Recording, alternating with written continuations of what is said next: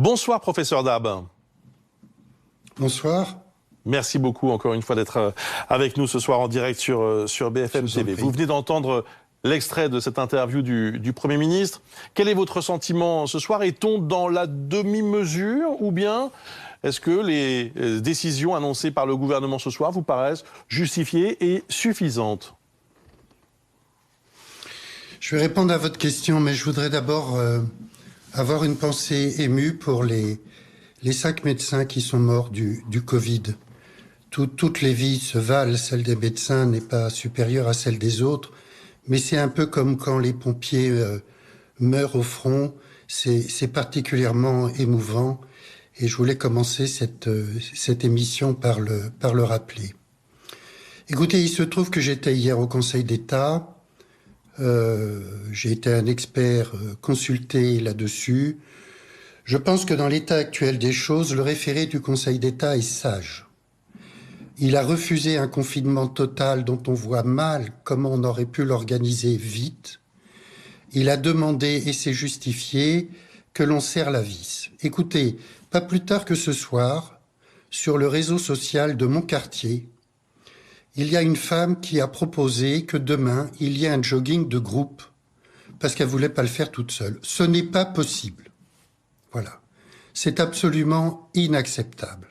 L'immense majorité des gens l'ont réalisé, mais il y a une minorité des gens qui font fi de ces règles qui nous sont imposées et qui mettent en danger le droit, qui mettent en danger la démocratie et qui, bien évidemment, mettent en danger la sécurité de la population.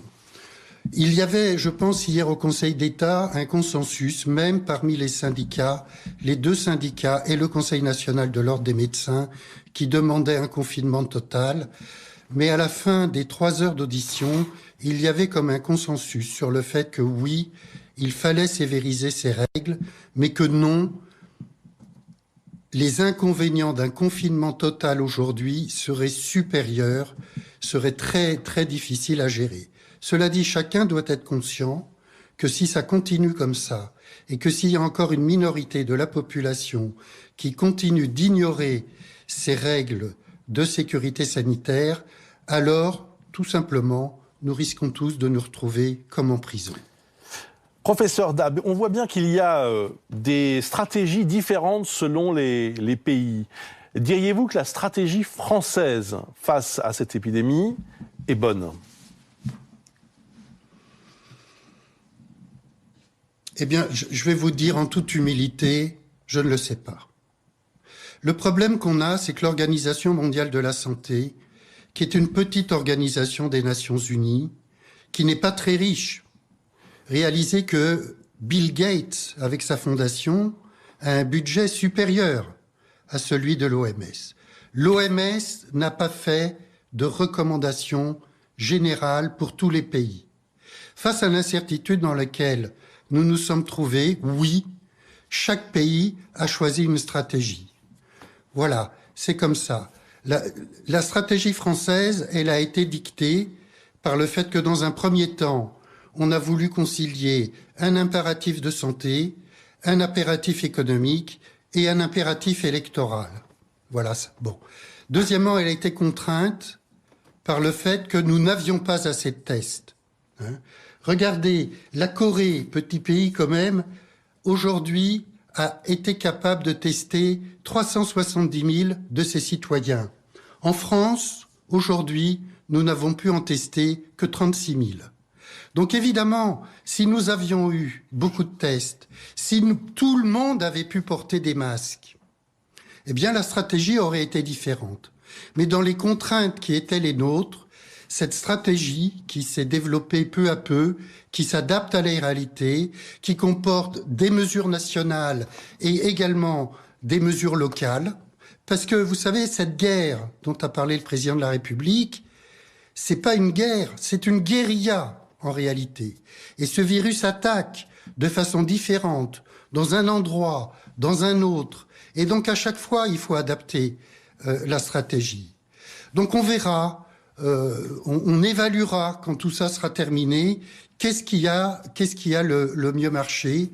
Mais pour l'instant, moi, j'ai envie d'être indulgent. Je pense que les mesures ont été prises à temps. Je pense que la situation est suivie au jour le jour. Je pense que le gouvernement tient compte des avis scientifiques, ce qui est absolument fondamental. William Dav, nous avons une question de Bruno Jeudi pour vous. Bonsoir professeur. Le Premier ministre ce soir donc a opté pour un durcissement des mesures de confinement. En revanche, il n'a pas donné une date sur le calendrier. Selon vous, quelle est aujourd'hui la bonne date de la durée de confinement? Est-ce qu'on sait que le président parlait de 15 jours? Il prépare les esprits à un confinement plus long. Est-ce que c'est 30 jours? Est-ce que c'est 45 jours? Qu'en pensez-vous? Le gouvernement a un conseil scientifique. Ce conseil scientifique, il est pluridisciplinaire. Je ne peux pas, à moi tout seul, avoir l'autorité d'un conseil scientifique pluridisciplinaire. Attendons son avis qui est annoncé pour demain. J'ai dit tout de suite, je pense même l'avoir dit déjà à votre antenne, que 15 jours ne seraient pas suffisants. Il me semble évident que 2 semaines supplémentaires seront inévitables. Il faut bien réaliser qu'actuellement, nous sommes dans la pire semaine. C'est la semaine où la mortalité et le nombre de cas doublent tous les 4 jours actuellement. Qu'est-ce que ça veut dire concrètement? Ça veut dire 55 000 cas diagnostiqués dans une semaine et vraisemblablement 2000 décès. Bon. Et les mesures qui ont été arrêtées il y a une semaine sont encore trop précoces pour produire leur effet. Il y a donc cet effet ciseau avec cette épidémie qui reste quasiment exponentielle et les mesures de confinement qui n'ont pas encore pleinement donné leur effet. Il me semble évident que 2 semaines ne seront pas suffisantes. 4, 5, 6, écoutons le conseil scientifique. Il y a des compétences très fortes en son sein. Écoutons-le. Mais 2 semaines, c'est évident que non. C'est minimum 4 semaines. Selon vous, le pic, c'est la semaine prochaine?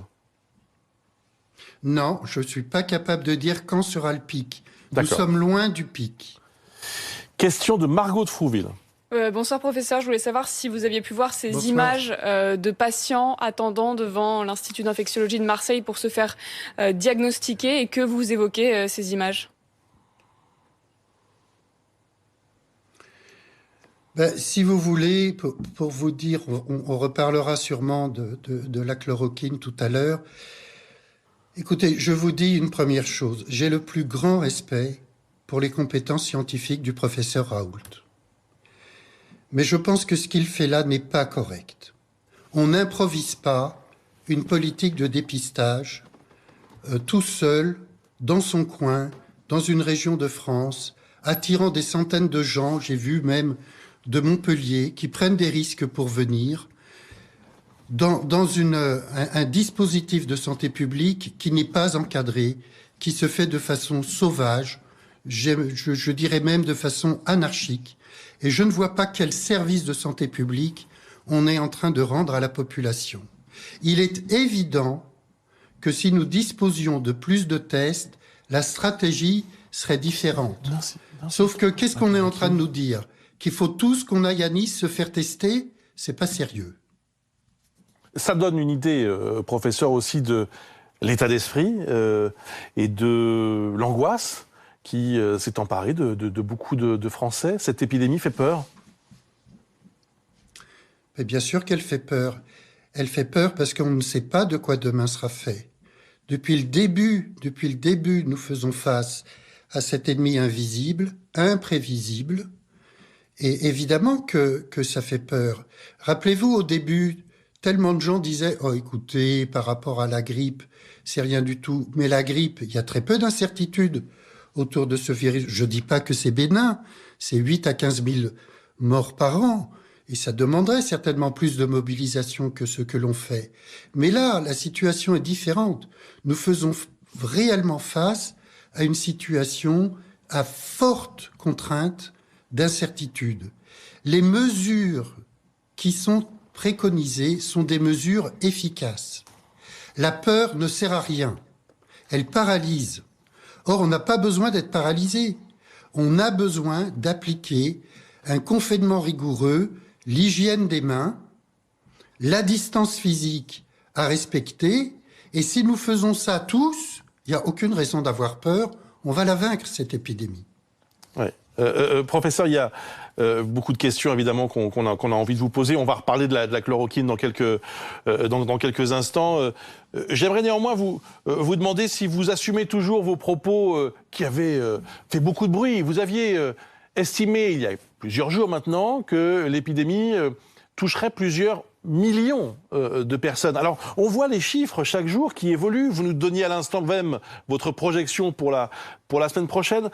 Vous assumez ces propos et j'allais dire, vous les confirmez ce soir ? Oui, je les assume, mais je les remets dans leur contexte. J'ai évoqué différents scénarios.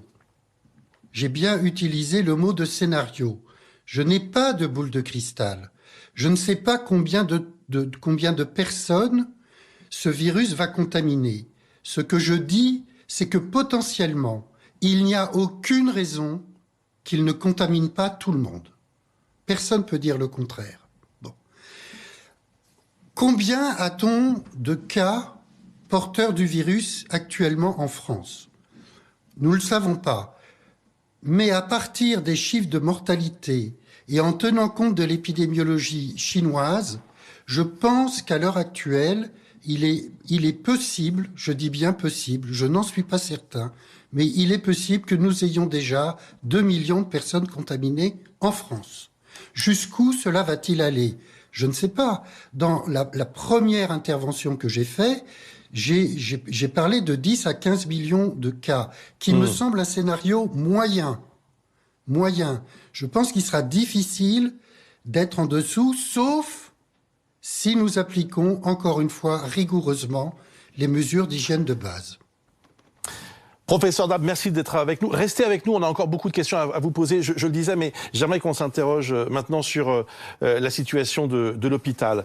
Évidemment, beaucoup de questions autour de la capacité des hôpitaux à accueillir tous ces patients, mais il est intéressant aussi de voir ce que font précisément les soignants. Et voici pour ce faire le reportage dans l'unité d'imagerie lourde de l'hôpital civil de Strasbourg, qui reçoit chaque jour 70 patients avec de fortes suspicions, et grâce